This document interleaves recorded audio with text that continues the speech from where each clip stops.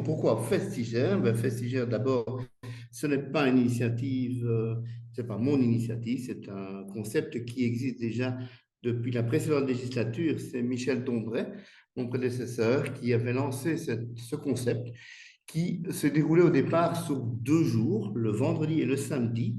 Avec le vendredi, une soirée pour les jeunes, vraiment les jeunes, où on pouvait atteindre parfois 1500 personnes, soirée beaucoup plus techno, suivie du lendemain d'une soirée traditionnelle avec souper, bal, ce qu'on appelle traditionnellement bal de bourgmestre dans les autres communes et que nous, on avait intégré dans le concept festigère. À l'époque, j'étais premier échevin et donc je suivais le mouvement qu'avait lancé Michel Dombray.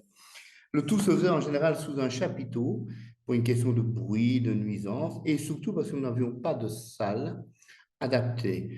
En 2018, nous avons inauguré notre salle polyvalente et à ce moment-là, nous avons modifié quelque peu le concept en remplaçant vendredi-samedi par samedi-dimanche, tout simplement parce que la salle se situe dans le village et que la soirée de jeûne du vendredi est un peu plus, génère un peu plus de nuisance.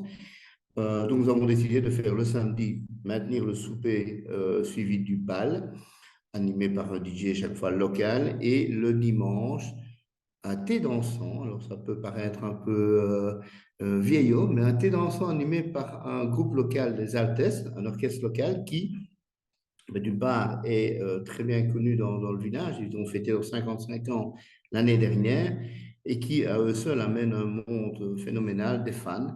Et on s'est aperçu qu'on touchait ainsi quasiment toutes les tranches d'âge. Alors vous allez me dire, oui, mais on a abandonné les jeunes du vendredi. Pas tout à fait, parce qu'en réalité, dans le comité festigère, il y a une personne, Cyril Menten, qui est bien connu dans la région comme animateur et surtout concepteur de festigère au départ.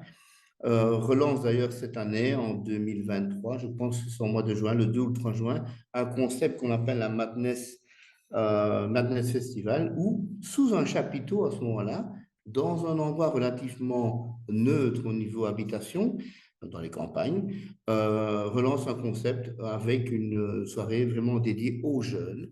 Et donc, on couvre l'entièreté des tranches de la population, mais sur 2 moments différents. Alors, le festival de cette année nous a permis de réunir plus ou moins 350 personnes pour manger, plus 300 qui nous ont rejoints en soirée avec 2 DJ, Fred Désir et Cyril Menten.